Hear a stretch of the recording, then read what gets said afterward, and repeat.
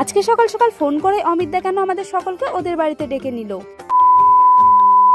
বোনের বার্থডে হয়েছে আজকে 2 দিন হয়ে গেল, কিন্তু এখন আমি বাড়ি যেতে পারলাম না। বার্থডের পরের দিন তো আমার কিছু কাজের জন্যই থেকে যেতে হলো, আর তারপরের দিন আবার চলে এসেছে আরেক নিমন্ত্রণ। সেই কারণে আজকেও আমাকে বাড়ি যেতে দিল না কেউ, তাই ভাবলাম একবারে 2 দিন থেকে তারপরেই বাড়িতে যাব। আর এইদিকে 2 দিন বেশি থাকার কারণে আমাদের দেবাংশীও কিন্তু বেশ আনন্দে আছে। আর এখানে আসার পরে আমাদের দেবাংশী সবার আদর ভালোবাসা তো পায়, আর তার সঙ্গে ওর আবদার গুলোও মেটাতে পারে। যেমন ধরো আজকে সকালে আবদার হয়েছে ও নাকি সবাইকে এখন আলতা পরাবে, আর ওর এই আবদার গুলো মেটাতেই প্রথমে বসে পড়েছে ওর দিদুন ওর হাতে আলতা পড়বে বলে। আর এখানে সকাল থেকে আলতা পড়ার মানে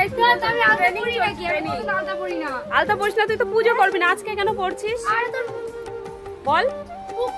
হ্যাঁ, আর মা পড়াচ্ছে আলতা, দেখো ওকে এক পায়ে আমার মেয়ে পড়িয়েছে আর এক পায়ে ওই আবার নিচ্ছে। তুমি মনিকে আলতা পরিয়ে দিয়েছো? হ্যাঁ, তাও এক পায়ে পরিয়েছে, আরেক পায়ে এখন মা পড়া।